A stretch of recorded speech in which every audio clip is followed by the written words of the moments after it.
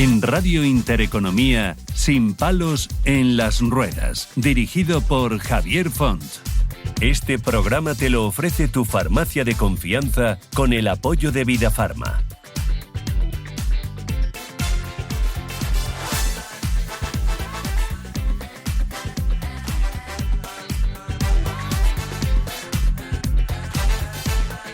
Hola, muy buenas, ¿qué tal? ¿Cómo estamos? Pues nada, una semana ha pasado rapidito, pero quizás sea una buena circunstancia, porque así pues tardamos menos en escucharnos, en oírnos y en oír cosas muy interesantes como la que hoy os vamos a hablar. Bueno, dicho sea de paso, este viernes se celebraron la primera gala de premios de la Fundación 360 para la Autonomía Personal y Fama COCENFE Madrid.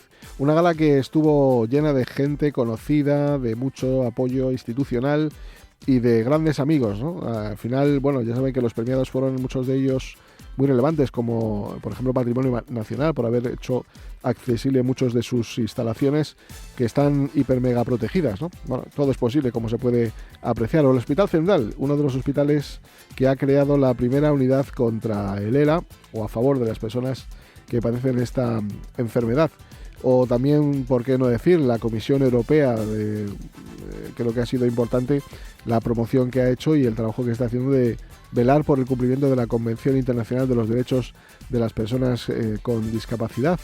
Bueno, así unos cuantos galardones y llenos de amigos pues muy importantes y muy relevantes a los que les queremos agradecer pues todo su apoyo, como también ha sido el de la Comunidad de Madrid y también, por qué no decirlo, el del Ayuntamiento de Madrid, que con sus programas apoyan pues iniciativas importantes para mejorar la calidad de vida de las personas con discapacidad. Bueno, siempre son pocos los recursos que le voy a hacer, ¿no? Pero bueno, siempre se pueden mejorar.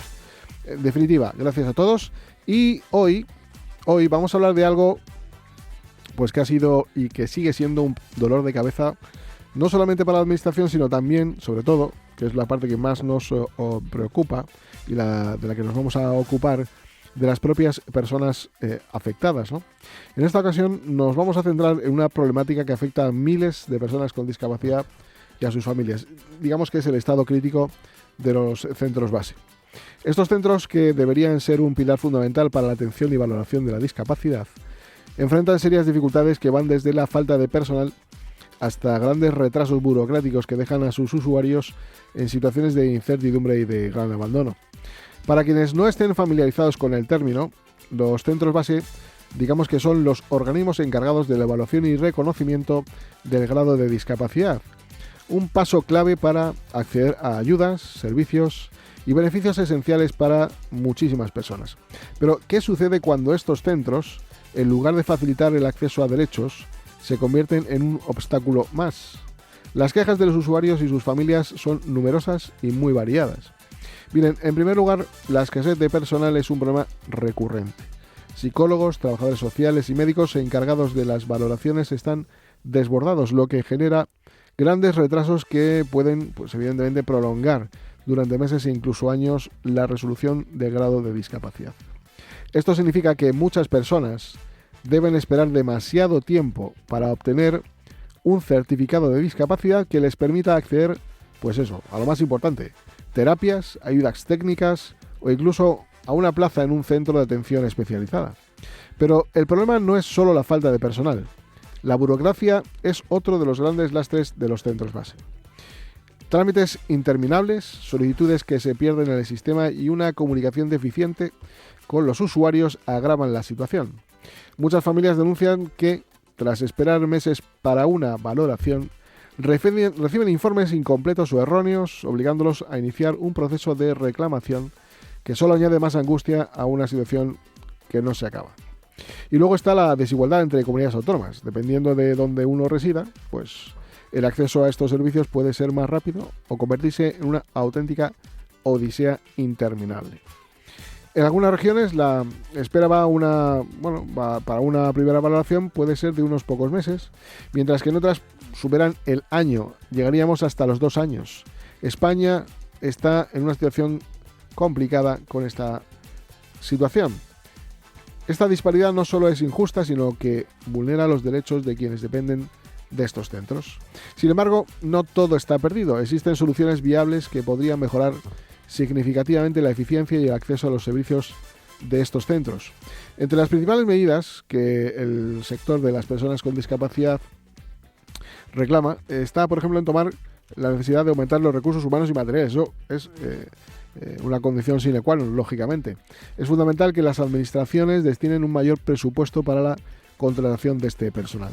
Pero la optimización de los procesos administrativos es clave. La burocracia es a veces innecesaria.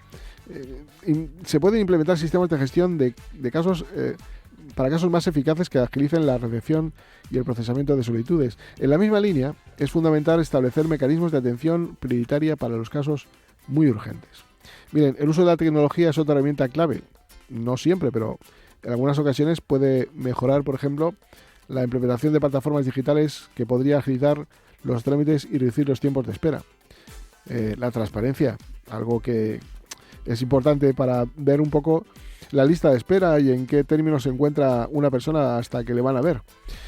Finalmente, se debe explorar medidas como la ampliación de los horarios, por ejemplo, la colaboración con el sector público-privado, en situaciones excepcionales, claro, y la evolución continua del sistema para detectar y corregir deficiencias a tiempo. Miren, porque la discapacidad no espera, la vida de miles de personas depende de estos servicios, depende de que funcionen bien, que sean ágiles y eficaces. No podemos desde luego permitir que la burocracia y la falta de recursos sigan condenando a quienes más necesitan este apoyo. Los problemas de los centros base son una realidad que no podemos ignorar. Y la pregunta es, ¿cuánto tiempo más vamos a esperar para resolver este problema cuanto antes?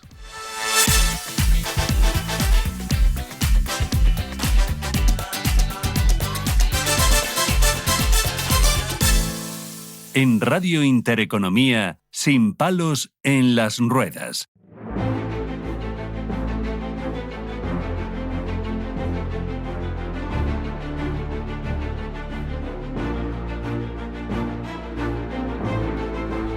Bueno, pues nunca será mejor empezar que con alguien que nos puede contar un poco cómo está sufriendo en sus propias carnes una situación compleja a la hora de que pues tenga que ser valorado por discapacidad o, por ejemplo, que tenga necesidad de una revisión por agravamiento. Para cuando una discapacidad empeora, pues es evidente que hay que pedir esa revisión para saber si el grado de discapacidad aumenta o no. Y para ello vamos a saludar a Carmen Herminia Pérez, que es una persona afectada, para que nos cuente en primera persona qué es lo que sucede. Carmen, ¿qué tal? ¿Cómo estamos? Hola, buenas tardes. Muchísimas gracias por atender la llamada de este programa. Gracias a vosotros. Bueno, en el plató tenemos a representantes sindicales tanto de UGT como de comisiones obreras, que son representantes sindicales de estos centros base, y también a la directora general de atención a personas con discapacidad, encargada y la responsable de estos centros. Y fundamentalmente para situarnos, ponernos en situación, aunque es una situación que todo el mundo conoce, pero para reflejarlo en un caso concreto, en el tuyo, que refleja el de miles de personas, cuéntanos un poco qué es lo que te pasó. Vamos a ver, yo por tercera vez he ido a una revisión del grado de discapacidad. Esto fue hace 2 años y entonces pues hasta he tenido que esperar 2 años para hacer la revisión por el grado de discapacidad. Ya la segunda vez que había ido, me habían, que esa es otra, encima de todo lo que tardan, luego te quitan.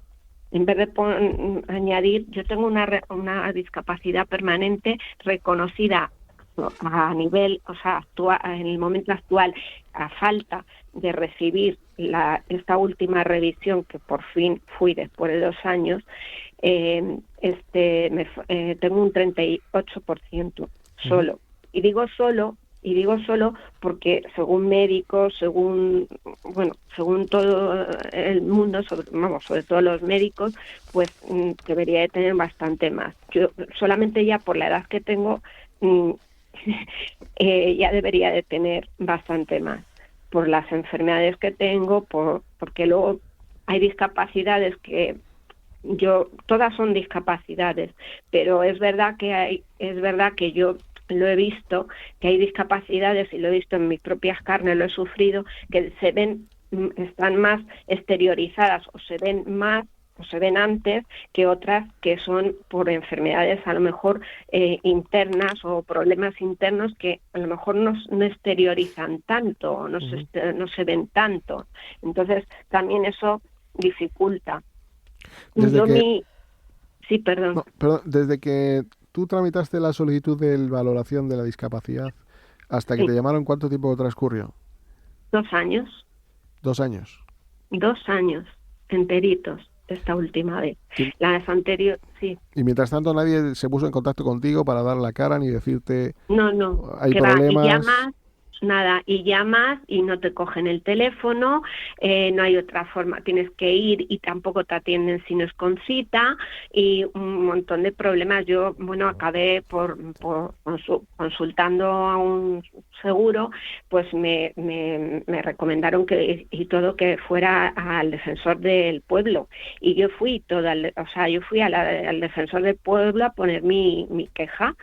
Y bueno, pues me contestaron al cabo del censo del pueblo, me contestaron al cabo de 1 mes y medio así, me contestaron que bueno, pues que se ponían con ello, ¿no?, a reclamar en este caso el centro base número 5, que es el que a mí me corresponde, entonces de Madrid.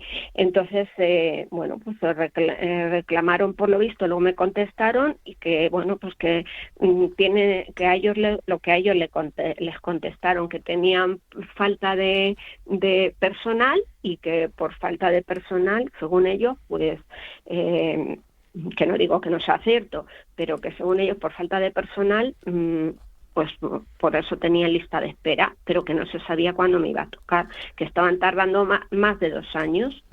Eso es lo que me dijeron, y entonces claro, el defensor del pueblo se quedó con que bueno, ellos seguirían insistiendo, y hasta que bueno, y al final pues me han llamado por intervención divina, diré, pues al final conseguí que me llamaran para la cita, me mandaran una carta con la cita. Y mientras tanto con la incógnita de saber si algún día te llamarían, o simplemente te quedaste con el recibo de haber entregado la solicitud, nada más. Exacto, sí.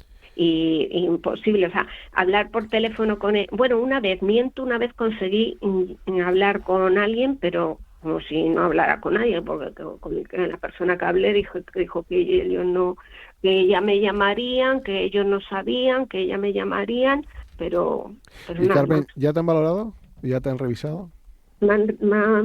Sí, esa es otra. Después de 2 años esperando, yo llego allí y veo poca predisposición por parte de la persona que me atendió, así de claro lo digo, a valorarme nada. De hecho, no me hizo ninguna exploración de nada. Las otras 2 veces que fui, no es que fueran muy intensas las exploraciones, pero por lo menos pues me hicieron caminar, o me hicieron moverme, o me miraron, o me tocaron la columna, por ejemplo, o me hicieron ciertas cosas. Pero es que esta vez nada. La persona que la tenía sentada enfrente de mí, yo sentada enfrente de ella, y esa persona es que lo que sí me dijo desde el principio, dice que le tenga muy claro que ahora han cambiado la ley, ahora han cambiado la ley y es probable que puede ser que le quiten, o sea, porque ahora hay cosas que antes daban un grado de discapacidad por las que ahora mismo no se dan. Uh-huh. Y me quedé alucinando, digo, pero ¿qué me está diciendo? Digo, o sea, me van a quitar encima. Dice, no se le puede quitar a usted ya en su caso concreto porque ya tiene un porcentaje, o sea, lo tengo por permanente, claro, mi porcentaje. Dice, no, pero claro, que sepa que a lo mejor no se le va a dar lo que usted espera que se le dé porque ahora no se da por las cosas que se daban antes. Me quedé, vamos, no sabía ni qué decir. Yo digo, Carmen, pero bueno. Sí. ¿Quién te valoró? ¿Un médico nada más verte o...? Se supone que una doctora, que se supone que era doctora. ¿Y tardó poco? ¿Vio claro. los informes? ¿Te vio...? Tampoco. No, es que espere, es que me dice...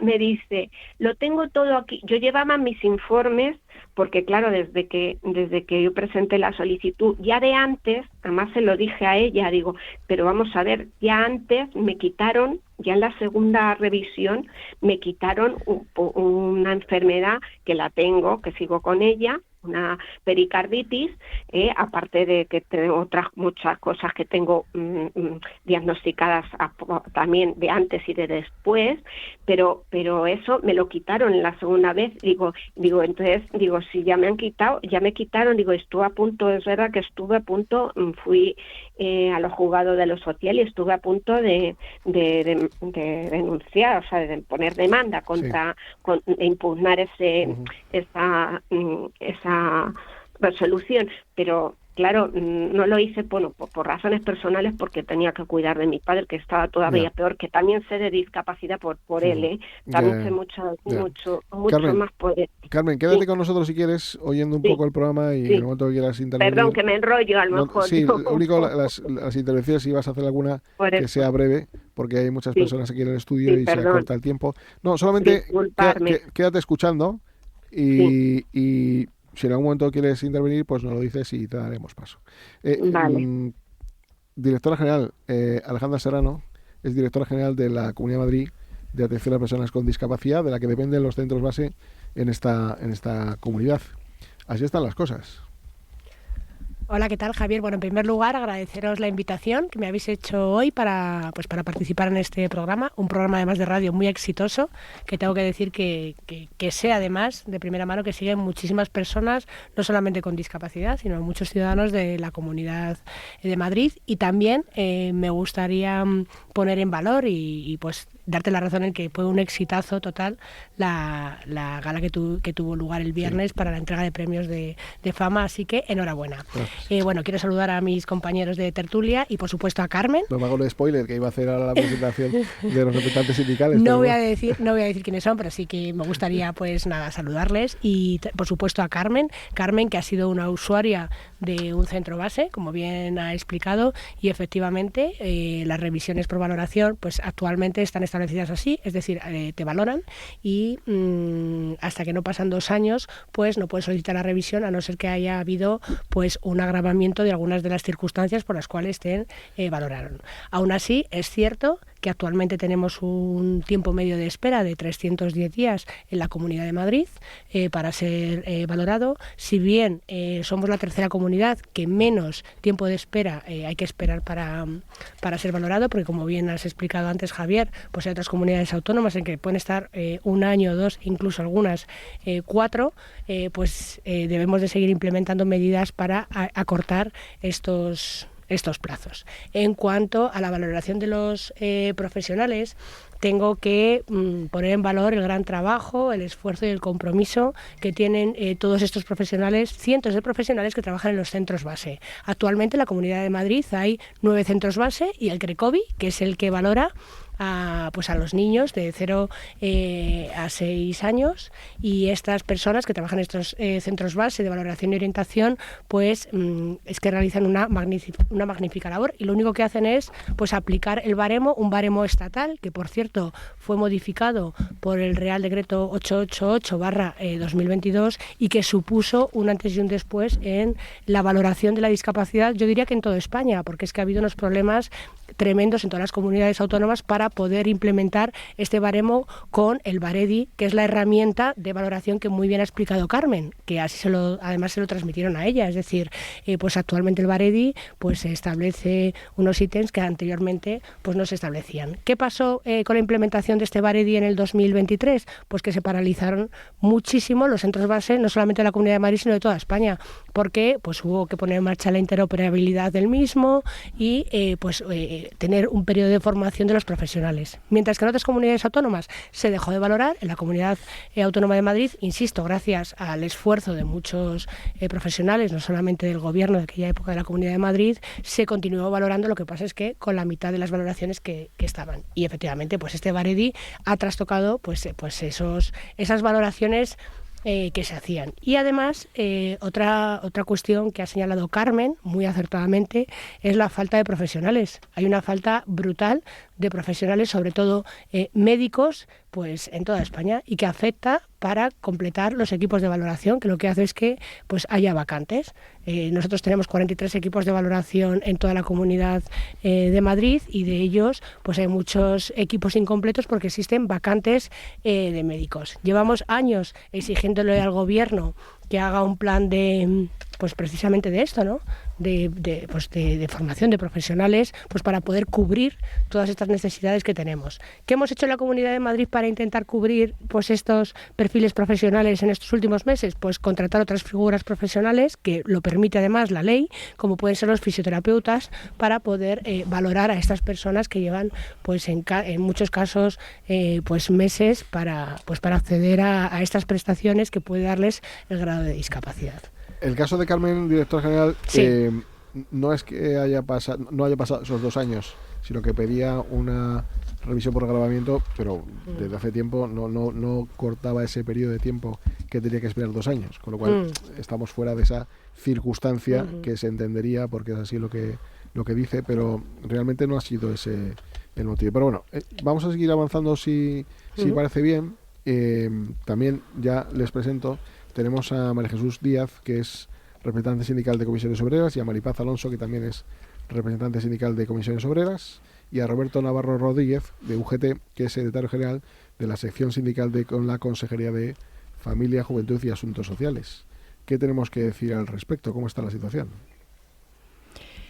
Buenas tardes y gracias por darnos la posibilidad de participar en esta mesa.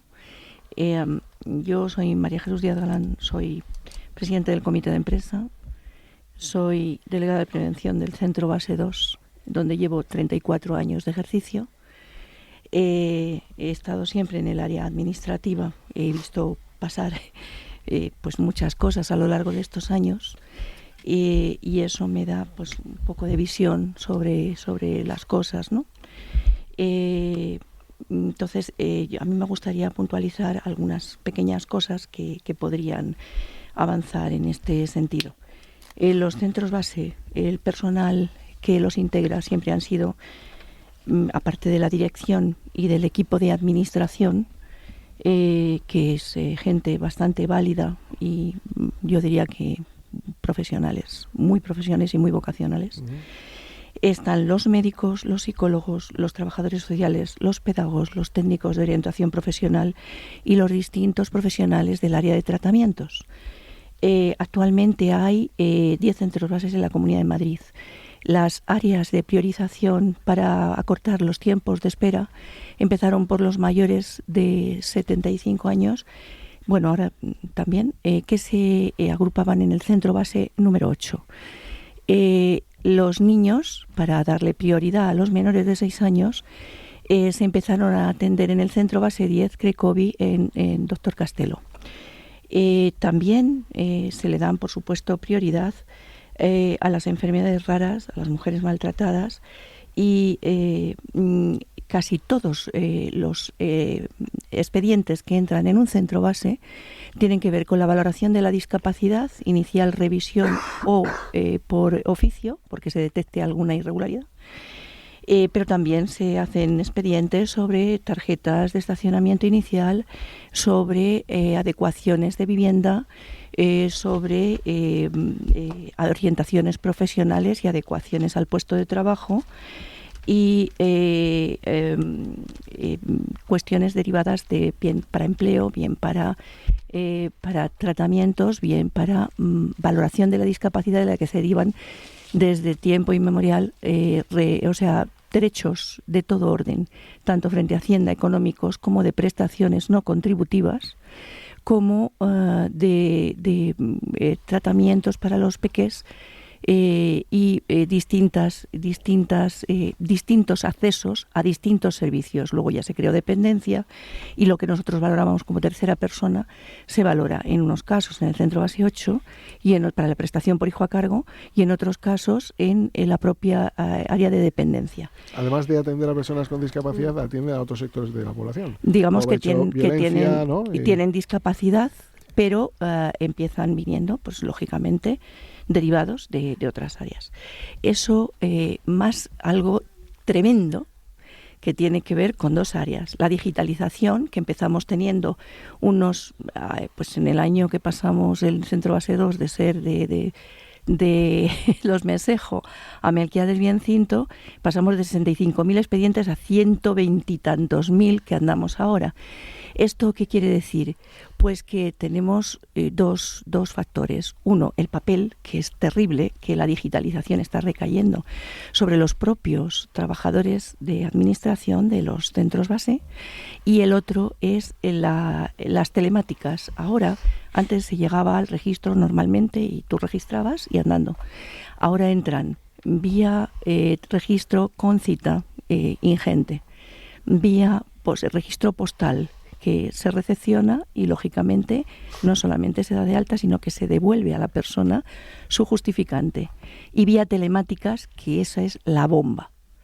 Las telemáticas se llevan la parte del león de la recepción de expedientes, de todo tipo de solicitudes, de apertura de expedientes en los centros base.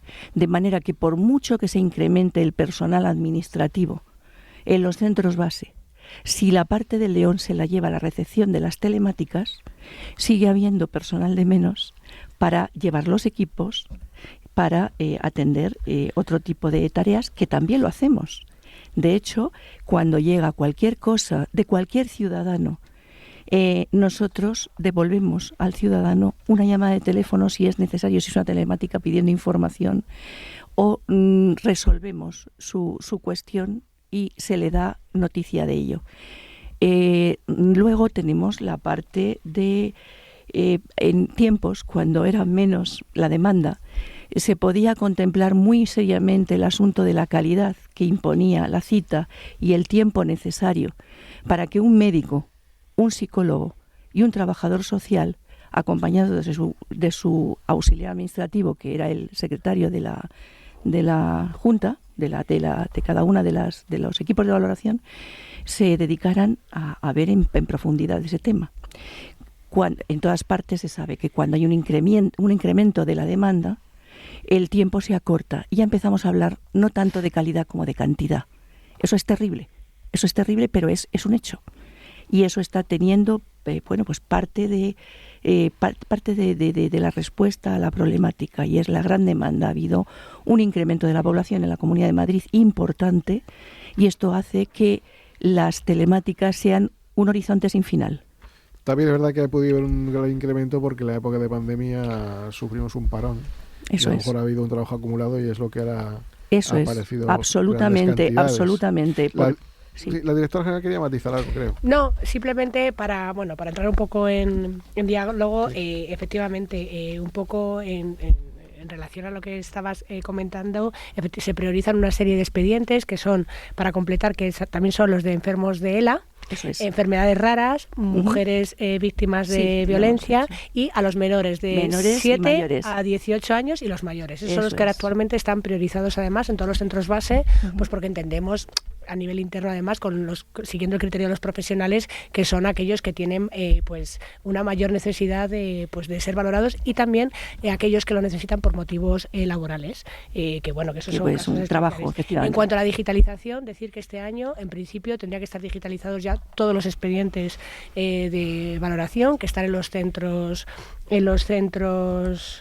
base, y efectivamente, como también bien ha señalado, en los centros base no solo se valora la discapacidad, sino que también hay tratamientos rehabilitadores ambulatorios, orientación profesional y un servicio de información muy importante. ¿Por qué? Porque al final la persona que tiene discapacidad pues muchas veces acude al centro base suyo de referencia pues para hacer consultas que tienen que ver no solamente con la discapacidad, sino muchas veces también con la dependencia, con algo de servicios sociales, y por tanto pues eso también genera una carga de trabajo. Y ya para finalizar, en cuanto a las citas por equipo de valoración de los centros base y por día, estábamos en 10 citas diarias. El año pasado, gracias al trabajo, insisto, de los profesionales, porque juegan un papel fundamental en los centros base, alcanzamos 12 para intentar bajar un poco este número de días para ser valorados, y ahora hemos vuelto este año a las 10 porque entendíamos que era pues una sobrecarga puntual para un determinado tiempo y que ya ha cumplido. Y por tanto ahora vamos a implementar otras medidas de otro calado. Vaya por delante que desde luego estamos de acuerdo con que los profesionales de los centros base hacen una labor encomiable y son grandes profesionales. Y dicho esto, quería preguntarle a Roberto de UGT. Es evidente que hay una sobrecarga tremenda y que a lo mejor habría que diversificar ciertas acciones en otra cosa que no sean los centros base, a lo mejor, no lo sé. Aparte de lo que me quieras contar, ¿cómo ves esta situación? Bueno, en primer lugar, buenas tardes, gracias por la invitación. Me parece un tema súper interesante, sobre todo para darle visibilidad a los centros que muchas personas solo creen que es el reconocimiento del grado de la discapacidad, pero es la puerta de acceso a muchos otros recursos. Entre ellos los acaba de comentar Alejandra. Hago el matiz: atención temprana, psicomotricidad, fisioterapia, logopedia, hay técnicos de empleo.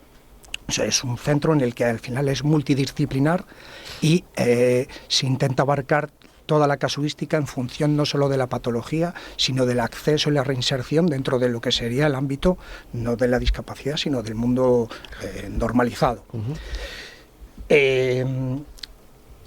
Alejandra, la tengo mucho aprecio, nos conocemos de la consejería. Sé que está haciendo un trabajo importante, pero sí que tengo que venir a matizar mucho de lo que ella ha dicho y que viene, esto es un mal endémico que viene de muchos años atrás.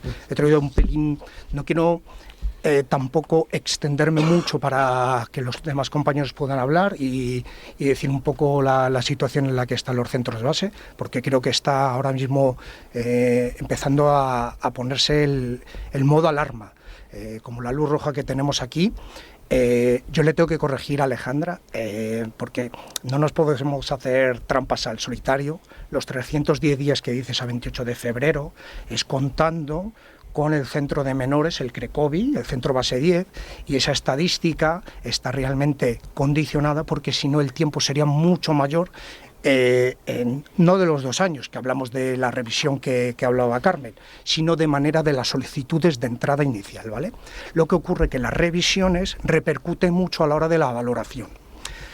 Alejandra dice que hay 43 equipos, efectivamente hay 43 equipos, pero es que en el año 2020 su antecesora, Pilar López, en respuesta al CERMI, ya nos indicaba que tenían 42 equipos de valoración y frente a los 29 equipos que había en el año 2004. Esta es respuesta directa de la consejería. Y en 5 años no creo que se haya necesitado solamente un equipo más de valoración. Vamos a sistematizar. Quiero venir también a decir que nosotros venimos a sumar. Lo que pasa es que hay que visibilizar y entender cuál es la situación de por qué se está produciendo esto en los centros base, ¿vale? Hay un claro falta de profesionales en todos los equipos, o sea, médicos, hay médicos generales, cuando el médico tiene que ser un médico rehabilitador, y el problema viene porque los propios médicos hay un complemento que es inferior al que está en sanidad, y por tanto los médicos a la hora de que cuando tienen ofertas profesionales no quieren venir al centro base a trabajar. No es que no quieran venir, sino que si les sale una oferta mejor, pues lógicamente se marchan a trabajar a otro lugar. ¿Qué más podríamos ir diciendo? Porque claro, traigo tantas cosas aquí. Una pregunta que yo te quería hacer. No quiero monopolizarlo. Tenemos que volver otro día, ¿eh? Sí, esto es muy poco tiempo. O sea, esto es largo y tendido. Nos ponemos nerviosos. Sí que es importante también que sepan los ciudadanos, los oyentes, que efectivamente está diversificado los centros bases en función de la demarcación, pero no todos los centros base tienen los mismos servicios. ¿Qué quiere decir eso? Que si tú te pertenece el centro base número 5, que es el de Hortaleza, en ese centro, por ejemplo, sí que tienen todos los servicios, pero a lo mejor te vas al centro base número 6 y no te encuentras esos servicios, que es en la calle Mercedes Arteaga, pongamos ese ejemplo. Y el decreto, como bien dice, porque Alejandra, al César lo que es del César, hay que darle la razón. El Baredi, lógicamente, que es el modelo que implementa la calificación para dar ese grado, lleva un retraso porque ha habido que digitalizarlo, pero eso no quiere decir que no se pueda trabajar independientemente en la valoración, o sea, que tenga un impasse sabiendo que te están incrementando el número de solicitudes y que de alguna manera tienes que dar respuesta. Entonces, ese decreto que se modificó para que cualquier profesional del ámbito sanitario pudiera atender, me parece perfecto. A lo mejor no se hizo de la mejor manera, se podría haber solucionado o haber hecho de otra forma, pero era para agilizar precisamente el proceso de valoración. Quiero decirle que esto es muy importante. Con el dato que nos da Alejandra, los 310 días, la resolución del decreto 882/2022, el plazo para la resolución se dictará y notificará en el plazo de 6 meses. O sea, desde que entra la solicitud hasta que finaliza el proceso, debería estar terminado en 6 meses. Y estamos ahora mismo, con los datos que maneja la comunidad, en 310 días. Dato que no es real, volvemos a decirlo, porque contamos con el CRECOVI para hacer esa media estadística. Quiero hacer una pregunta. Sí, pregúntame, porque no, después voy a dar paso a Maripaz, que sé que quiere cosas que comentar. Pero antes que hacer una... Porque hemos hablado antes de servicios.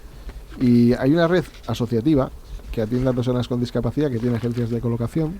Y esto es una pregunta que le pido lo contesten los dos, tanto el director general como el representante de UGT, luego después el resto también lo puede hacer, por supuesto, brevemente. Es decir, ¿no cree que se están duplicando servicios? Es decir, si por ejemplo hay un atasco importante de trabajo y hay entidades que tienen agencia de colocación que pueden dar un servicio de empleo perfecto, donde las personas con discapacidad además también tienen, digamos, como un sello de identidad con estas entidades, que hacen su trabajo personalizado, etcétera, etcétera, ¿no creen que se está duplicando? ¿No creen que esa parte debería pasar a un tejido asociativo que además también financia a la comunidad? Por ejemplo. Alejandra. Bueno, en cuanto a los servicios que estamos dando dentro de los centros bases, yo creo que son necesarios porque, por ejemplo, para atención temprana, pues hay muchos menores que acuden a estos centros base, en concreto al centro base 2 y al 1, pues a recibir estos tratamientos rehabilitadores para los niños, y creo que es necesario, igual que es necesario el servicio de orientación laboral que realizan los técnicos de empleo. Si el problema principal que tenemos en los centros base es la falta de profesionales para la valoración, o sea, para la valoración en concreto de la discapacidad, es decir, puede haber técnicos de empleo, puede haber médicos rehabilitadores, pero necesitamos médicos para valorar, profesionales para valorar, no solamente médicos, o muchas mejor, más. O mejor pagados, muchas más. Nosotros, dentro de los marcos que nos establece la legislación vigente, hacemos todo lo posible para mejorar sus condiciones, pero al final los convenios son los que son y tenemos el margen que tenemos. Yo, Alejandra, luego la voy a lanzar un guante, porque te lo cojo ya, sin que me lo digas. En empleo, en las oficinas de empleo, sí, se ha modulado una modificación donde tiene un incremento de la cuantía porque el horario de obligado cumplimiento se ha ampliado y tiene un complemento, entre comillas, de singularidad. O sea, el centro base al final es un centro donde todos los profesionales tienen que estar presentes. No permite el teletrabajo. Y te lanzo esa posibilidad, y que estoy seguro que los profesionales de los centros base, si tienen un reconocimiento económico respecto al trabajo que de por sí ya desarrollan, que es muy grande, porque yo de verdad sé que trabajan en el sentido de que están desbordados por las solicitudes que entran, porque ya es lo que hablábamos antes, no solo las solicitudes iniciales, sino son todas las solicitudes de revisión como la de Carmen, y eso conlleva un añadido al de que por sí ya tiene el propio centro. Entonces te lanzo ese guante para que lo tengas. Maripaz. Buenas tardes. Yo lo que quería decir, suscribo lo que dicen mis compañeros totalmente. Y lo que quería decir que, el consejero de Presidencia hace poco publicó en la página de la Comunidad de Madrid la demografía que teníamos en Madrid. Y yo me he traído aquí la información que él mismo publica y nos subió, tenemos por lo menos 7 millones de habitantes. Desde el año 2023 al 2025, unos 140.000 nuevos residentes. El tema es que en los centros bases el aumento de plantilla solamente ha sido, me parece que 13 profesionales. Con lo que ha subido en las ciudades, no es proporcional. No es proporcional. La solución yo creo que sería aumentar las plantillas en todos los centros base. Sí, yo creo que en el SEPE tenemos muchos profesionales que se puede tirar de ello, de las bolsas de trabajo que están en activo. Yo no quiero meterle la llaga, pero a lo mejor hay que pagar mejor, es que no lo sé. Y también tenemos hay que vacantes. pagar mejor. Y la comunidad tiene un plan de choque. El plan de choque no puede ser que de un centro base, como puede ser el centro base número 7, que tiene 2 años de lista de espera, llevemos esos usuarios a centro base 4, que tiene una lista de espera de 13 y 14 meses. Esa no puede ser la solución, porque ni siquiera hemos bajado la lista de espera del centro base 4 como para cargarle con más trabajo a nuestros compañeros, que están muy saturados, tanto administrativos, tanto como nuestros profesionales, médicos, psicólogos, trabajadores sociales. Y respecto a las llamadas telefónicas, se cogen muchas llamadas telefónicas, pero nuestras ciudades son gigantes, continuamente están entrando llamadas, y también no hay personas dedicadas exclusivamente al teléfono. Hay personas que incluso la persona de información tiene que atender a la persona que presencialmente que se acerca al centro a pedir información. Entonces yo creo que en todas las categorías había que aumentar plantilla para dar un buen servicio al ciudadano. Carmen quiere decir algo. Llevo un rato ahí esperando a la mujer, a la que le pedimos disculpas. Son tantas cosas las que tenemos que hablar. Carmen, rápidamente, cuéntanos. A ver, lo primero, aclarar alguna cosa sobre todo. Tenemos poco tiempo, lo digo para que lo contemplemos todo. Sí, ¿vale? sí. Una es la que tú comentaste al principio, que yo no esta vez no he pedido ni las anteriores, Eso está no aclarado. ha sido a los 2 años, Aclarado, sino Carmen. ha sido por agravamiento, y he esperado 720 días, no 310. Eso está 720 claro. días, o sea, que quede claro eso de entrada. Lo del Barevi ese lo podían haber informado. Aquí nadie informa a los discapacitados de las si hay un cambio de ley, si hay hay ayudas de algo, o hay alguna situación que pueda favorecer o no al discapacitado. Hay una falta de información en general completa, porque yo he ido al centro base y a mí nunca me han dicho, por ejemplo, yo tengo enfermedades raras, tengo un síndrome de Ehlers-Danlos por el cual no han tenido en cuenta para nada. Eso para empezar. En ningún caso, o sea, ni antes, ni cuando solicité, ni el tiempo que estaba esperando para ello, ni cuando he ido a la supuesta revisión que me han hecho. Entonces, también eficiencia, porque vale, comprendo que a lo mejor son pocos y tienen muchos que atender. Yo ya le he dicho del centro base número 5 y he esperado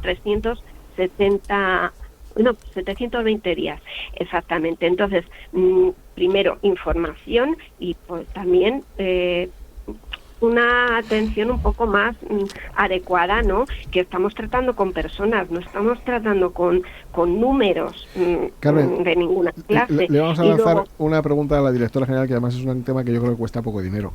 Por lo menos la comunicación la podríamos mejorar, ¿no? Sí, de hecho sí que me gustaría... Hola Carmen, soy Alejandra. Hola. Sí que me gustaría decir que entre las medidas que tenemos contempladas implementar en este 2025, algunas de ellas van encaminadas a esto, a la atención más personalizada hacia los usuarios, hacia las personas con discapacidad, pues que al final se ponen en contacto con los centros base y que es su primer contacto pues para poder, como bien decían también en la mesa, pues para acceder a determinados recursos y a determinadas ayudas. Por tanto, una de las medidas serán estas. Así que eso es una de nuestras prioridades para este 2025, para implementar en los centros base, unida a la del aumento de personal, como bien han dicho también aquí, que ya hemos aumentado efectivamente 13 personas el año pasado para subir 3 equipos de valoración. Es que los 43 no cuenta el CRECOVI, que seguramente los anteriores sí que lo contaba. 43 son solo centros base sin CRECOVI, a los que hay que añadir los 5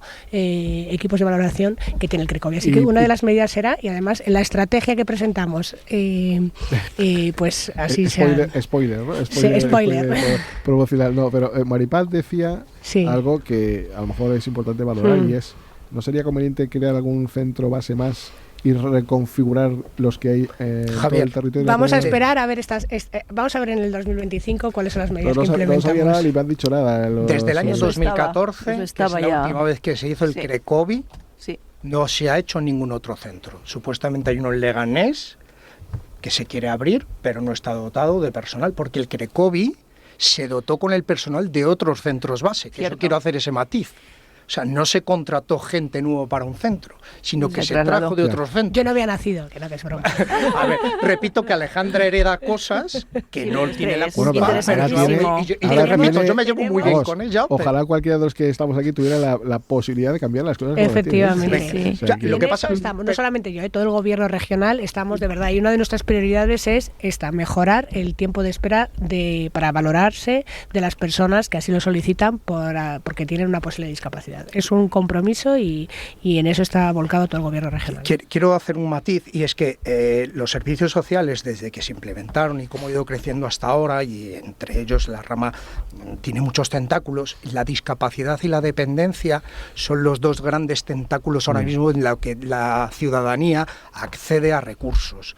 Y entonces desde ahí la comunidad tiene que ser tiene que visibilizar y tiene que dar la importancia que realmente tiene, dotándolo presupuestariamente. O sea que si tú ves que incrementa, por ejemplo, desde el año 2011 hasta el 2019 se había incrementado un 40% el número de solicitudes.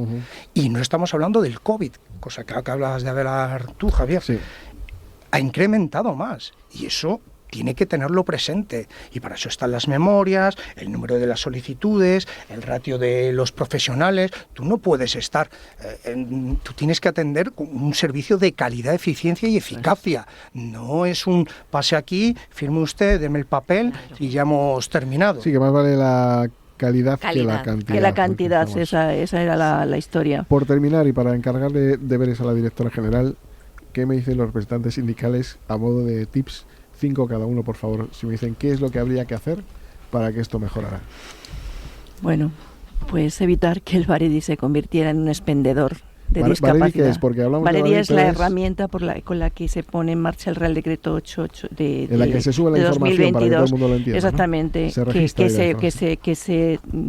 que se mantenga la calidad en la valoración y no la cantidad, que eso prime, porque el Real Decreto de 1999 establecía claramente el tipo de discapacidad, su diagnóstico y su etiología, y lo valoraban médicos, psicólogos y trabajadores sociales.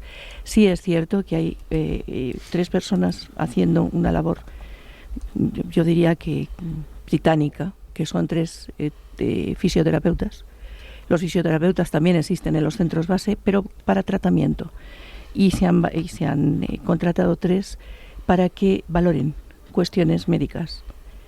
Cuestiones pero con el Baredi es posible hacerlo, pero el Baredi se compone de cuatro baremos, y uno de ellos, que es el que estructura el tipo de discapacidad, pues plantea sus problemas, ¿verdad?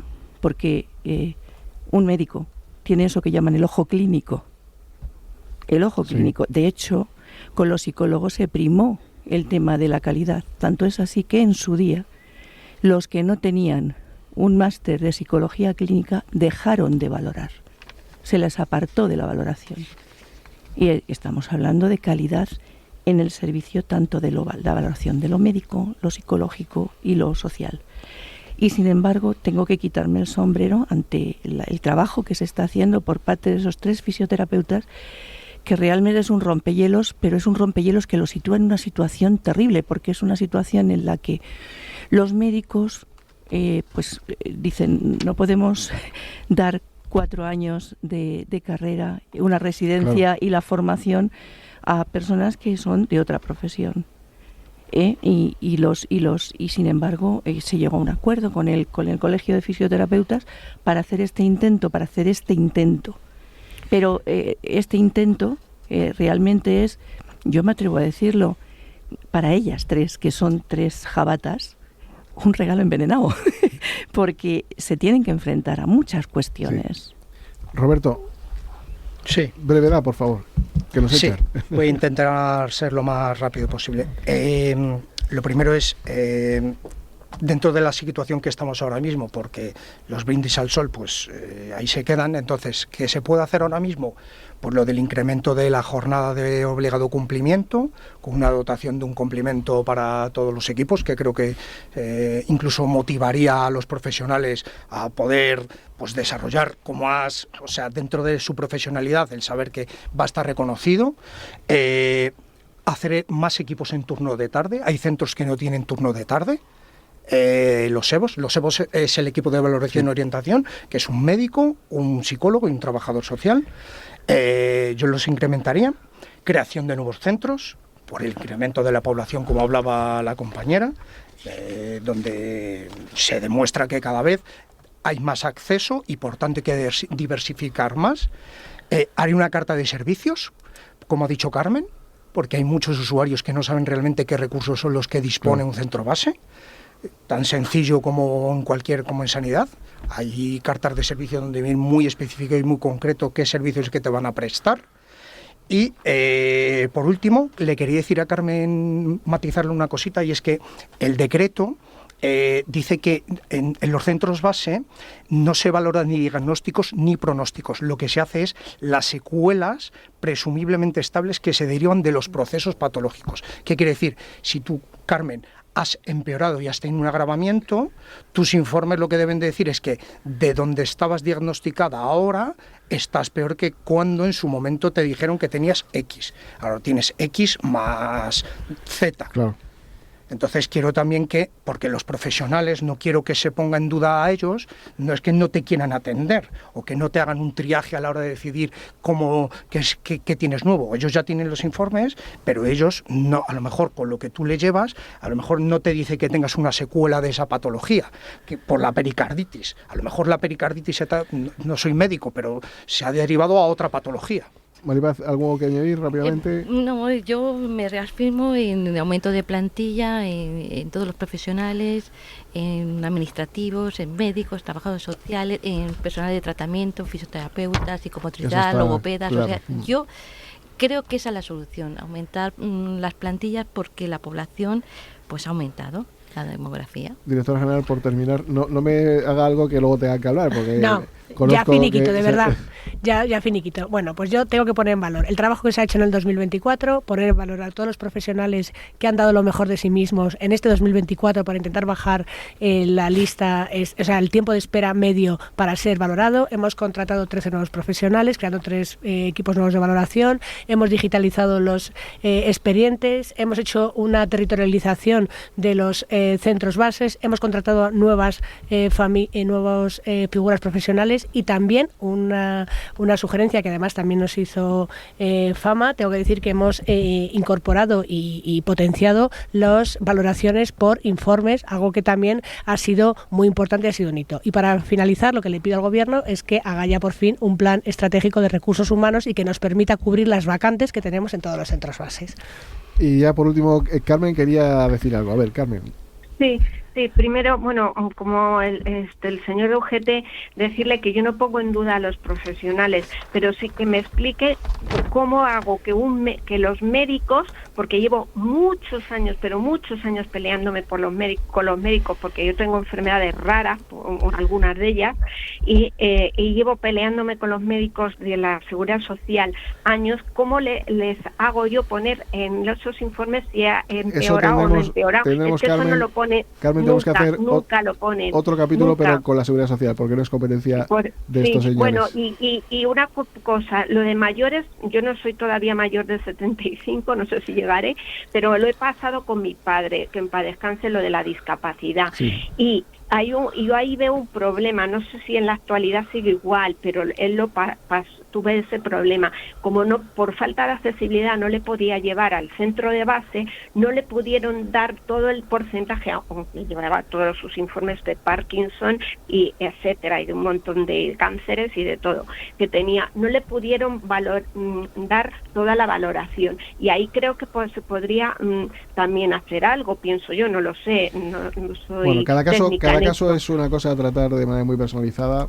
Te agradecemos, Carmen. Pero habrá más gente mayor que tenga sí, por supuesto. Y además lo hemos denunciado aquí que están expulsados del sistema por la digitalización, en muchos casos. porque entrar en contacto con los centros base por teléfono es complicado. Si esto se le suma a que muchas veces la digitalización ha complicado el acceso, en fin, son cosas que ya hemos denunciado en muchas ocasiones, que seguimos haciéndolo, que lo seguiremos haciendo, y que te queremos dar las gracias por tu participación, porque es enriquecedora y porque representas a miles de personas que están en una situación pues igual que la tuya o casi peor. Entonces, gracias. Voy a despedir a los representantes sindicales de UGT, Roberto Navarro, de Comisiones Obreras, María Jesús y Maripaz. Directora general, te despedimos también. Te llevas muchos deberes. Sí, volveré. Te retamos a que después del verano vuelvas aquí a decirnos qué pero cosas... con buenas noticias. Claro, por supuesto. Si no, va a ser peor para ella. O sea que... Pistas llevas. Sí. Gracias de corazón. Tomamos un vaso de agua y volvemos.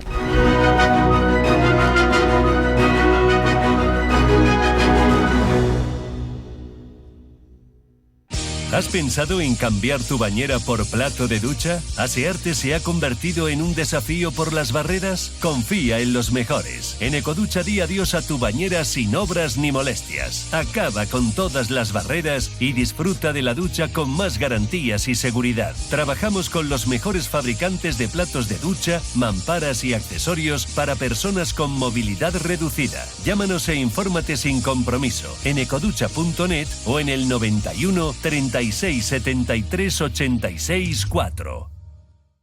Si una persona sale de un punto A por un camino difícil y otra sale de un punto B por un camino más cómodo, ¿se encontrarán?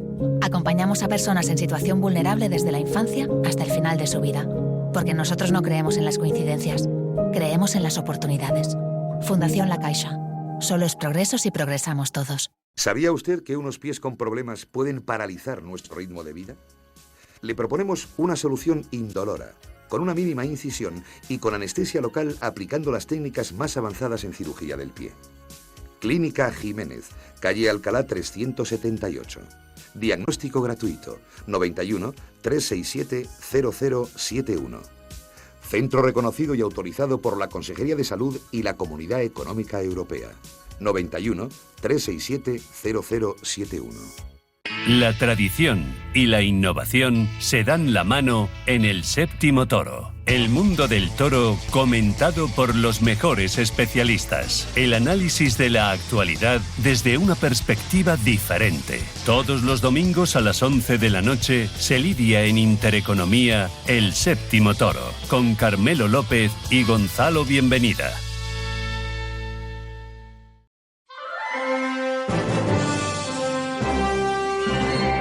En Radio Intereconomía, Sin palos en las ruedas, dirigido por Javier Font.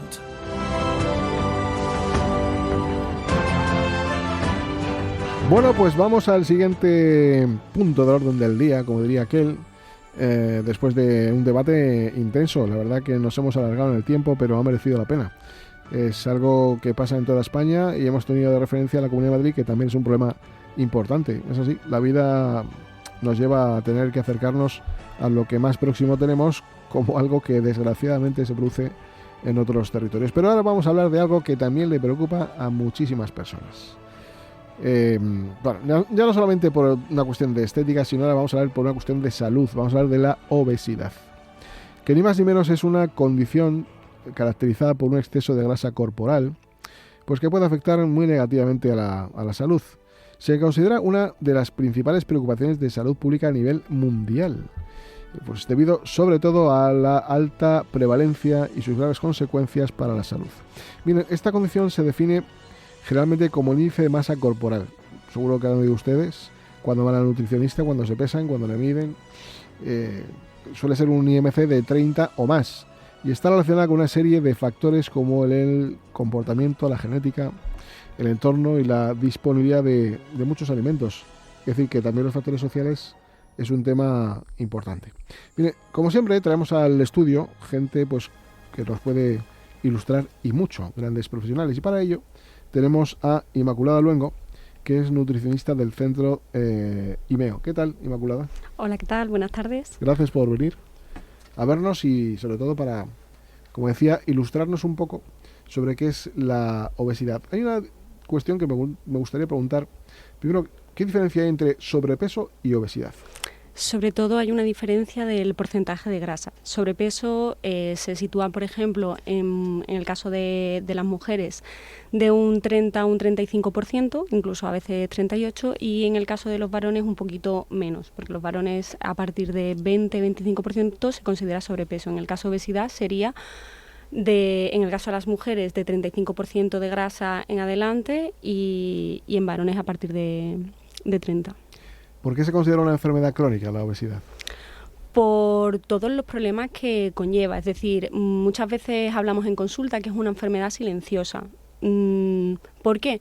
Porque conforme va pasando el tiempo y vas teniendo ese acúmulo de porcentaje de grasa, al principio no pasa nada, pero de repente vas al médico y te dicen, mira, es que en la analítica te han empezado a subir los triglicéridos, el colesterol, el azúcar, y de repente tu cuerpo se descompensa por toda esa inflamación que ha ido generando con el paso del tiempo. Además que se asocia con patologías como por ejemplo diabetes, hipertensión, dislipemia, y a largo plazo se relaciona con infarto, ictus, trombo, que ya son palabras mayores.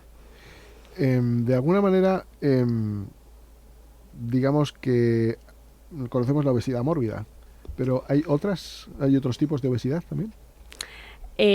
Sí, hay obesidades intermedias que son igual de peligrosas. Es decir, al final el tener un alto porcentaje de grasa hace que tu cuerpo esté sometido a mucha inflamación, como comentaba antes. Entonces, pese a que no llegues a una obesidad mórbida, siempre hay que intentar poner medidas de contención o de prevención de manera primaria para evitar todos esos riesgos que van a conllevar. Pero podemos caer en el error de pensar que la obesidad es o está directamente relacionada con la alimentación, o hay factores genéticos, por ejemplo, cuando hay niños que nacen ya con un sobrepeso y que, bueno, pues se decanta por esa obesidad, ¿no?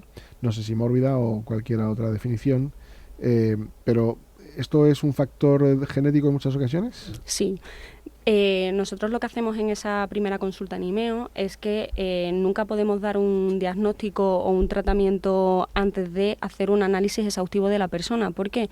Porque es multifactorial. Hay un factor genético, hay personas que ya tienen esos genes que les predisponen a coger peso o en la infancia, o en la adolescencia, o en la edad adulta, dependiendo de los factores externos que se vayan encontrando con el paso del tiempo. Estrés, medicación, alguna enfermedad.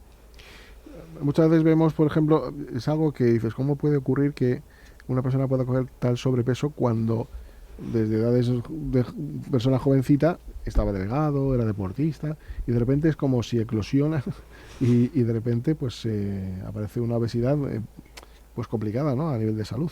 ¿Esto por qué se produce? ¿Por la alimentación básicamente? ¿O cambia algún gen? Puede ser que tu parte genética esté, o sea, puede que el gen no se active hasta la edad adulta. Pero si ese gen se ve influenciado por un factor de estrés, por un cambio de alimentación, por un cambio de trabajo, que de repente eres mucho más sedentario y antes no lo eras, tu cuerpo empieza a enlentecerse, ese metabolismo va cambiando de manera más lenta y lo que antes te funcionaba ahora ya no te funciona.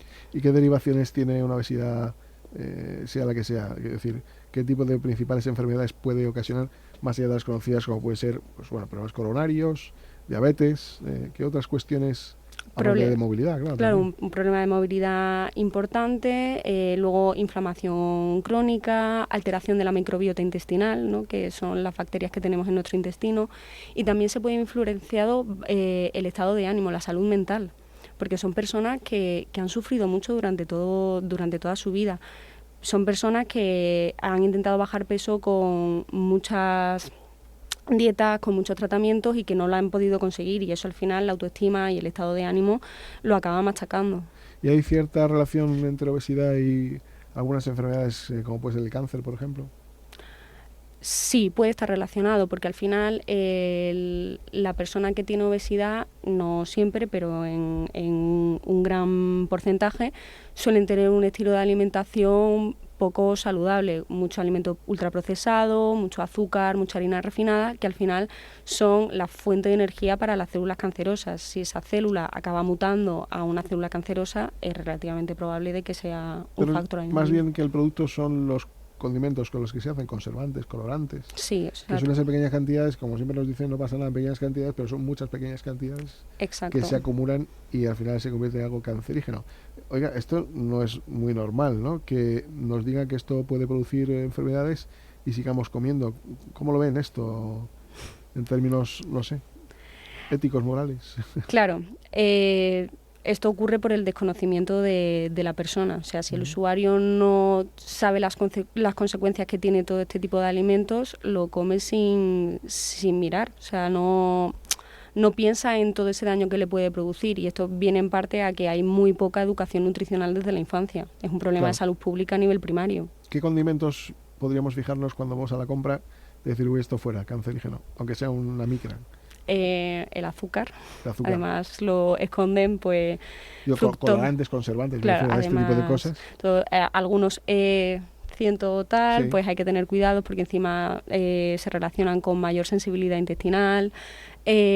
Azúcar, lo que comentaba antes, aceites de mala calidad como aceites refinados de girasol, aceite de colza, aceite de palma, pues todo eso va a generar un grado de inflamación bastante importante que va a conllevar a lo que comentábamos. A mí me quería referir, hablamos de inflamación. ¿Qué es la inflamación del cuerpo? Los alimentos producen inflamación, ¿no? ¿Qué es? La inflamación es un estado en el cual nuestro organismo se ve afectado por como una saturación, es decir, hacemos llegar a nuestro cuerpo a un punto límite. Entonces, eso hace que nuestros órganos empiecen a ser un poco disfuncionales o que empiecen a fallar. ¿Por qué? Porque nuestro cuerpo no puede parar. O sea, es decir, nuestro corazón sigue funcionando, nuestro pulmón sigue funcionando, nuestro riego sanguíneo también. Entonces, todo aquello que le genere un grado de saturación va a hacer que a largo plazo tenga peor rendimiento.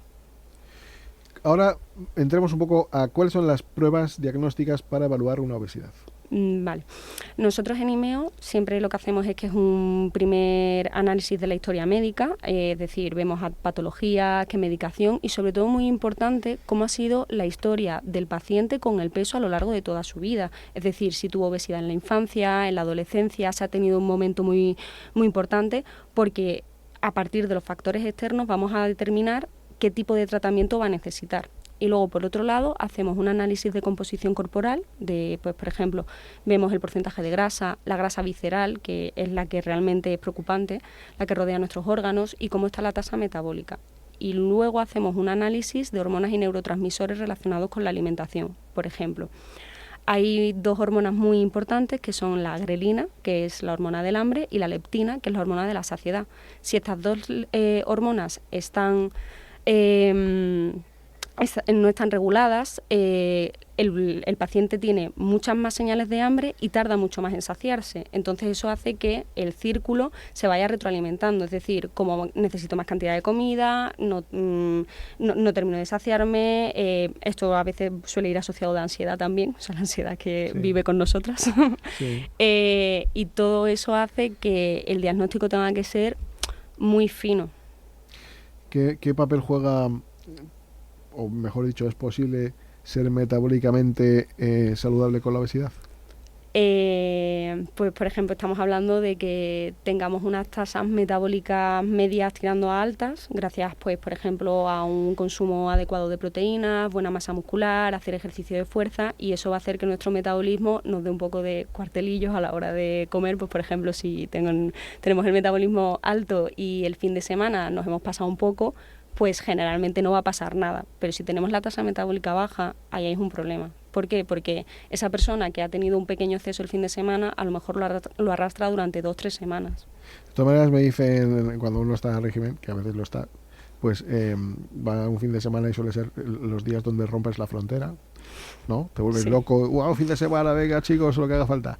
Y resulta que tomas chocolate. Y como que el cuerpo ya no te lo estaba pidiendo, pero tomas chocolate y el cuerpo te lo vuelve a pedir. Sí. Y eso, ¿hay memoria de esta escandalosa que no queremos nadie, ¿no? Sí, nuestro cerebro a lo bueno se acostumbra muy rápido. Suelen ser alimentos dopaminérgicos, como por ejemplo el chocolate, como dices, que es rico en azúcar. ¿Qué pasa? Que cuando tomamos este tipo de sustancias dopaminérgicas, azúcar, harina refinada, grasa saturada, nos da un pico de dopamina, anestesia, felicidad, pero es una felicidad cortoplacista, o sea, te da en el momento, de hecho... En el que lo tienes en la boca, luego ya... Justo, es tan breve que conforme va cayendo esa felicidad, que dice tu cerebro, otra vez, montaña rusa. Entonces, cuando hay una privación completa de esa sustancia, el cerebro empieza a tener mono, necesita que le sigas dando, entonces hay que reeducarle. Y si no lo tomas, dejará de pedírtelo. No del todo, porque es muy caprichoso los estímulos cerebrales. Lo que hacemos es que hacemos una desintoxicación. Vamos disminuyendo la cantidad de azúcar que va tomando el paciente para que su cerebro no lo asocie con esa sensación de felicidad y de anestesia, sino que lo asocie a esto ya no me genera tanto placer, por tanto mi mente ya no lo necesita y me lo deja de pedir. Y por ejemplo, algo con lo que nos engaña a todo el mundo pensando que estamos sustituyendo el azúcar, como es la sacarina o la sacarosa y estas cosas, si lo tomas, ¿hace el mismo efecto de identificarlo como el azúcar y te lo vuelvo a pedir? Sí, pero digamos que el azúcar sería el 10 y la sacarina sería el 7. Claro. O sea, te lo vuelve a pedir. ¿Me vale? Sí, pero luego sigo queriendo. Además que el problema de la sacarina es que el umbral del dulce de nuestro paladar nos lo altera muchísimo porque es muchísimo más dulce que el propio azúcar. Entonces, claro, el cerebro se engancha también a eso. Y que para la microbiota intestinal no suele ir tan bien. Bueno, eso está bien que nos enteremos. Tratamientos y abordajes médicos es la parte que me gustaría abarcar ahora, porque claro, hemos hecho una identificación, que es la obesidad, todos los temas que nos has contado, y ahora, por ejemplo, ¿qué tratamientos hay? Si hay quirúrgicos o no los hay, y si hay a través de medicamentos, ¿cuáles son los más efectivos? Por ejemplo, nosotros en IMEO sí que abarcamos todo dependiendo del usuario, ¿vale? Hay tratamientos desde tratamiento nutricional personalizado, que son los métodos más seguros que hay, pero luego en determinados pacientes necesitan una pequeña ayuda extra para poder tener esas señales de hambre y saciedad que comentaba antes reguladas. Pues, por ejemplo, cirugías endoscópicas, como sería un balón intragástrico o una sutura, en caso de una reducción, o ya personas que necesitan una ayuda un poquito más fuerte, que serían reducciones de estómago. También ahora las conocidas inyecciones, que están muy de moda, hay que tener cuidado con ellas porque no es solo la inyección. De hecho, nosotros lo tenemos muy claro en consulta. Nos da igual que tengas una inyección, un balón, una reducción, pero si nutrición y actividad no se producen, es decir, si no hay una reeducación de hábitos, no va a ocurrir esa bajada a largo plazo porque no va a haber adherencia al tratamiento. O sea que hace falta hacer deporte, ¿no? Cuando menos, andar, caminar, moverse, hacer algo, ¿no? Ser activo. Es que confundimos mucho el tengo que hacer 5 veces a la semana deporte porque si no, no pierdo nada. Vamos a intentar que la relación con el deporte cambie, que sea mucho más relajada y más sana, que nos va a generar adherencia y verlo también un poco como un alivio mental, ¿no? Un tratamiento mental y luego, por otro lado, la alimentación. No es estar a dieta, aprender a no estar a dieta, que hay que comer de todo. Claro, ahí quería yo entrar, en recomendaciones nutricionales y la alimentación, que es algo creo que es muy directamente vinculado con esto, ¿no? Pero, por ejemplo, digamos que comer varias veces al día puede acelerar el metabolismo. Sí, a algunas personas sí que les funciona. Además hace que el hambre esté más controlado, que no se tenga tantos picos de insulina, que sea más fácil, o sea, que se tengan mejores digestiones, que el tracto digestivo pueda descansar un poco, pero al igual que hay gente que comer cada 2 horas o cada 3 no le funciona, y el ayuno intermitente sí que le funciona más. O sea, no hay una dieta o pauta perfecta para nadie, sino es que hay que personalizarlo porque no a todo el mundo le vale lo mismo. Tabaco y alcohol no cuanto son menos mejor. Vamos, absolutamente. Y el café y estas cosas tampoco, ¿no? El café sí, en dosis controladas. Bueno, yo creo que es importante que recordemos algunas cuestiones también, sobre todo cuando hay niños que nacen rellenitos. ¿Eso significa que tienen obesidad infantil o qué hay que hacer para detectar este tipo de circunstancias a edades tan tempranas? Porque es que normalmente antes decían que si te venían rellenitos estabas sano, pero ahora te ven rellenito y estás enfermo. ¿En qué nos quedamos? Sí, vamos a intentar que el estilo de vida de ese niño sea lo más saludable posible, es decir, que trate de jugar más con actividades físicas, que se apunte pues a actividades extraescolares y que no esté tanto en casa jugando a la Play, que al final es muy sedentario. Claro. Y sobre todo, como padres, responsabilizarnos de lo que come nuestro hijo. Es decir, somos el medio. Un niño no tiene acceso a comida así como así, no puede ir a un supermercado. Su acceso somos los padres. Claro. Pues nada, pues la verdad que Inmaculada, gracias por haber venido a ilustrarnos, a enriquecernos con tus conocimientos y de vuestra clínica IMEO, y bueno, pues que sigas así intentando cambiar la vida de tantas personas con esta problemática que al final también genera un problema de salud para ellos principalmente, ¿no? Así que nada, muchas gracias por todo y seguiremos en contacto. Gracias. Vale, gracias.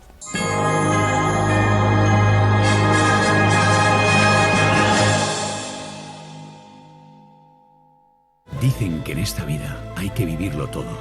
Viajar, bailar, reír y soñar. Atravesar desiertos para llegar más allá. Sentir el arte y sentirte parte. Escuchar el silencio o romper la hora a la hora que tú quieras. Aragón, el lugar para vivirlo todo. Si una persona sale de un punto A por un camino difícil y otra sale de un punto B por un camino más cómodo, ¿se encontrarán? Acompañamos a personas en situación vulnerable desde la infancia hasta el final de su vida. Porque nosotros no creemos en las coincidencias, creemos en las oportunidades. Fundación La Caixa.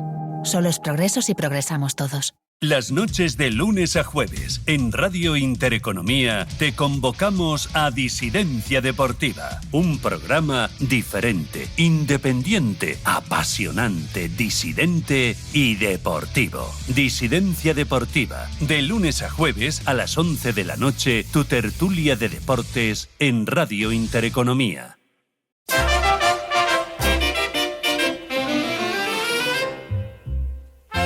¿Cómo está el patio? ¿Y cómo está el patio, Tony Melero? ¿Qué tal?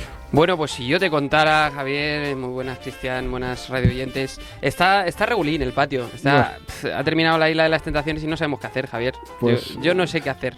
Nada más que disfrutar de la vida. Hay mucha desesperación, ¿eh?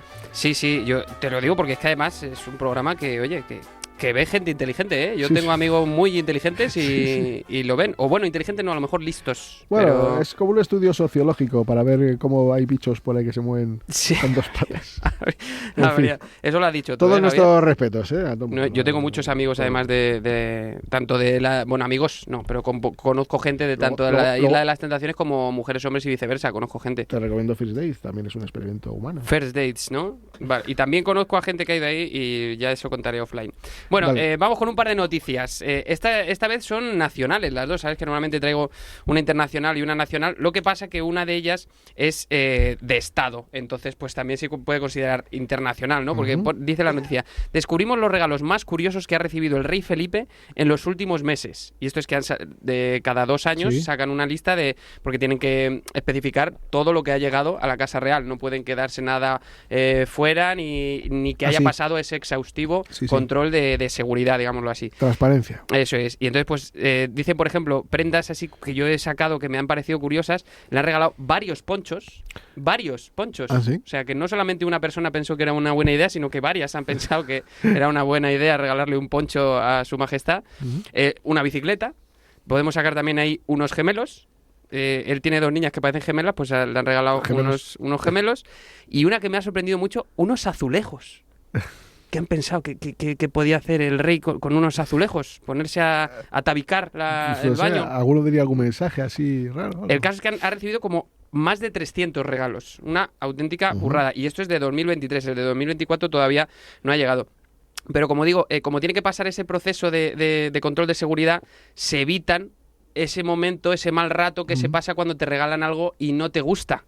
Que suele pasar, cada 2-3 cumpleaños hay un regalo de esos. Pero seguro que contestan que le gusta. Sí, claro, sí. Y que son... Tanta ilusión que les hace. Lo recibo con orgullo, satisfacción y alegría, decía el padre, el rey emérito. Y yo hay veces que me regalan cosas. Yo, por ejemplo, quería sacar aquí a debate, si recordáis algún regalo, sin decir la persona o de quién vino. Yo recuerdo uno que me marcó mi vida. Si queréis lo voy contando para ir pensando alguno que a vosotros os marcara. A mí mi abuelo era un hombre peculiar.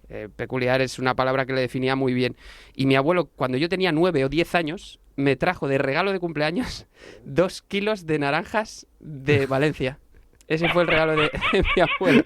Entonces, el regalo, la verdad es que me lo traen ahora un domingo cualquiera y, oye, lo aceptas de buen grado. Ahora lo aprecias. Pero más, para un niño de 9 años y en su cumpleaños fue raro. ¿Te quiso decir algún mensaje o algo? No, es que mi abuelo iba mucho con el inserso, fue a Valencia y dijo, esto ideaza para mi nieto.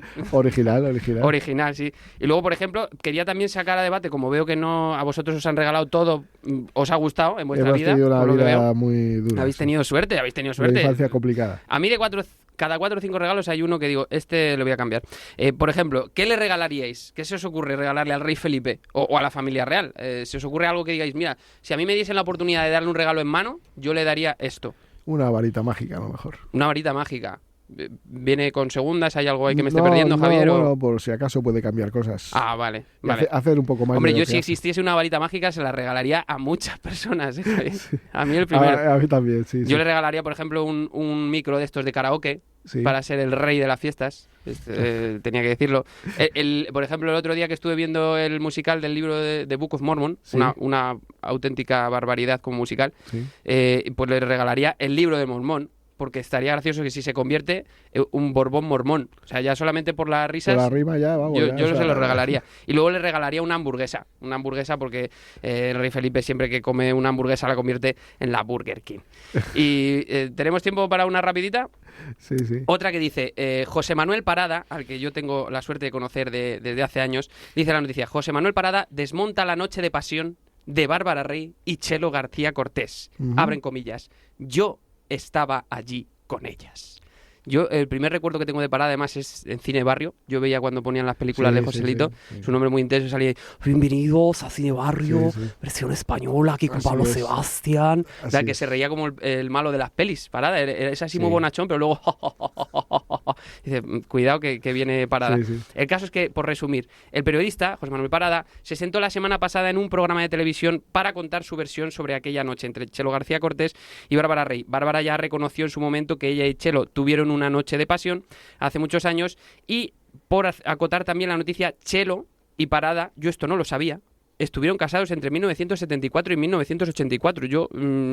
Algo me suena, Algo me suena. De lo que he pillado por ahí un poco. Yo estoy pez en estos temas y me ha sorprendido, no lo sabía. El caso es que después de su divorcio, a los muchos años, en el 2022, Chelo García Cortés publicó un libro autobiográfico en el que contaba que el fin de su matrimonio se debió, entre otras cosas, a una infidelidad por parte de Parada. Esto, claro, a Parada no le ha sentado bien, dice que le ha sentado mal, encima que después de tantos años se comente estos temas, que deberían quedar un poco más en la intimidad. Y, ojo, el titular es que él también estuvo en la tórrida noche entre Bárbara y Chelo. Además, añade, éramos 5 y experimentábamos. Esas fueron las palabras de Parada. Yo experimentar le llamo... echarle un poquito de salsa de soja a los espaguetis. Eso le llamo experimentar. O ketchup a la sopa, por ejemplo, sí, ¿no? Algo que diga, bueno, vamos a ver cómo queda este experimento. Pero lo que está hablando Parada yo no lo llamaría experimento. De hecho, la Isla de las Tentaciones está llena de experimentos. En cada esquina hay experimentos. A Andrés Pajares le gustan mucho esos experimentos. Es un fallo léxico llamar experimento a eso. Es un fallo, por ejemplo, cosas que están mal escritas, ¿no? ¿Por qué separado se escribe todo junto? Y sin embargo, Javier, fíjate, todo junto se escribe separado.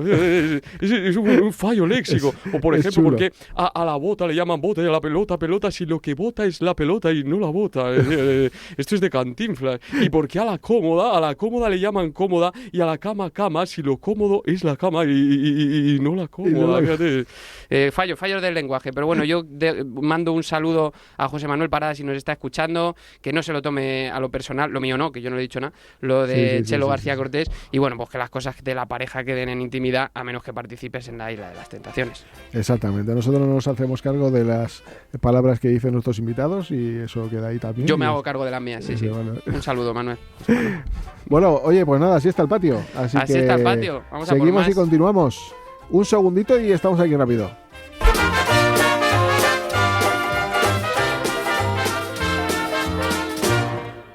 En Radio Intereconomía, Sin palos en las ruedas.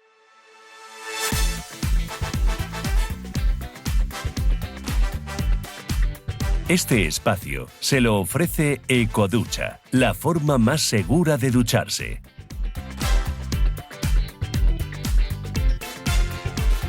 Bueno, pues casi que cerramos como empezamos. Cristian, nos traes algo, bueno, pues que viene a reflejar lo que hemos hablado en el primer bloque del programa, ¿no? Eso es, Javier, la verdad que sí, porque bueno, pues recientemente hemos tenido una sentencia del Juzgado de lo Social número 8 de Madrid, en el cual, pues bueno, ha estimado una demanda de una trabajadora contra la propia Consejería de Familia, Juventud y Política Social de la Comunidad de Madrid. Y adivina por qué.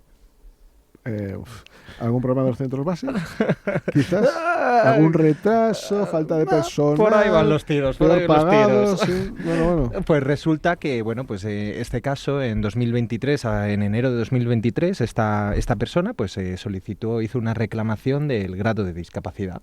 Entonces, bueno, pues pasaron los plazos estipulados para que se le hiciera la reclamación, la valoración, sí. Y no le concedían el plazo. Por lo tanto, ella hizo una reclamación previa, que es la primera vía que tienes para cuando no estás conforme con el grado que tienes o con lo que te han concedido, y en esta reclamación previa la Comunidad de Madrid tiene 45 días para contestarte. Bueno, pues pasaron esos 45 días, a ella no se le contestó, por lo tanto, por silencio administrativo se le denegaba esa reclamación previa que tenía del grado de discapacidad. ¿Y qué pasaba? Que dijo, bueno, ahora solo tenía la vía judicial, pero dijo, voy a intentar poner otra reclamación a ver si me hacen caso, ya que en la otra no me han contestado. En esta segunda reclamación no le hicieron caso. ¿Y qué pasó? Pues que ya decidió ponerse en manos de abogados. Se presentó una reclamación jurídica. ¿Y qué pasa? Que casualmente se presenta la reclamación jurídica y por arte de magia, de repente, la Comunidad de Madrid le contesta y le concede el grado de discapacidad de un 49%. En ese impasse en el que pone ella la reclamación judicial. ¿Qué pasa? Que ese 49% ella consideraba que no estaba de acuerdo en función de todas sus patologías. ¿Qué pasa? Que cuando ella decide seguir adelante con la reclamación judicial, y resulta que el juzgado, en vez de darle un 49%, le da un 65%. Entonces, claro, aquí tenemos ya no solamente los retrasos, sino la disparidad de los criterios, de las valoraciones, de una persona que tenía un cuadro clínico de, creo que en total eran unas 6 o 7 afectaciones, enfermedades en su cuadro clínico, y que, bueno, pues se le concedía un grado de discapacidad bastante inferior a lo que tenía en realidad. Y además hablamos de que tenía todo ese retraso de casi 2 años, y que si no es por la reclamación judicial, la Comunidad de Madrid ni le resuelve, y además le resuelve mal. Entonces, bueno, pues es otra de las casuísticas que finalmente, pues bueno, el juzgado de lo social le ha dado la razón a la usuaria, le ha concedido ese 65%, y además hablaba de que recogía que era una calificación de grado que la calificación del grado de discapacidad debe basarse en criterios técnicos unificados establecidos mediante baremos, además de tener en cuenta las limitaciones médicas que ponderan factores sociales como el entorno familiar, laboral y educativo. Y además establecía que bueno, pues que esta regulación, esta sentencia tenía que, digamos, una latente falta de decisión en la resolución que había realizado la Administración. Entonces, bueno, pues aquí es otro caso más que venimos a manifestar, que venimos a trasladar de, bueno, pues estas dificultades que bueno, durante la primera sección del programa de hoy hemos tenido que ver, que hemos tenido que escuchar, y que, bueno, pues que dentro de lo que cabe también darles un poco de esperanza a todas esas personas que lo están pasando mal, y saber que, aunque sea complicado, aunque sea arduo, que si llegan hasta el último proceso, en muchas ocasiones pues acaban teniendo lo que les corresponde, y es que es un grado de discapacidad ajustado a sus patologías. Lo que ocurre es que se tienen que meter ya en un contencioso administrativo. Claro, ese es el problema, esto, ¿no? que muchas veces ya solo la reclamación previa, para la que no necesitas abogado, te cuesta. Porque eso lo tienes que hacer tú, si no contratas a un profesional. Que por defecto te van a decir que no. Claro. Hombre, a ver, si tú haces un trabajo y me das un 40 cuando es un 60 y luego te das cuenta, ¿me vas a reconocer muchas veces el error? Claro, está claro. Al final, reconocer propios errores pero muchas veces exactamente, es muy dado la Administración a no reconocer este tipo de... ni ninguno, o sea que directamente... Pero bueno, así que nada, Javier, una reivindicación más, y aquí estaremos pendientes hasta a todas las novedades que haya, que pues nos han prometido. Pues Cristian, muchas gracias. Así que continuamos un ratín y ya nos vamos. Este espacio se lo ha ofrecido Ecoducha, la forma más segura de ducharse. Y como decía, este es ya el final de nuestro ratito que pasamos con todos vosotros. Gracias por estar ahí. El programa de hoy ha sido muy intenso. La verdad que esperamos que cada uno saque sus propias conclusiones y esperamos volver para contar las cuestiones que parece ser que la Comunidad de Madrid va a poner en marcha para intentar paliar la situación de los centros base. Seguramente que la semana que viene, después del 25, podremos contar algo. Así que estén atentos, que aquí estaremos. Que sean felices. Hasta luego.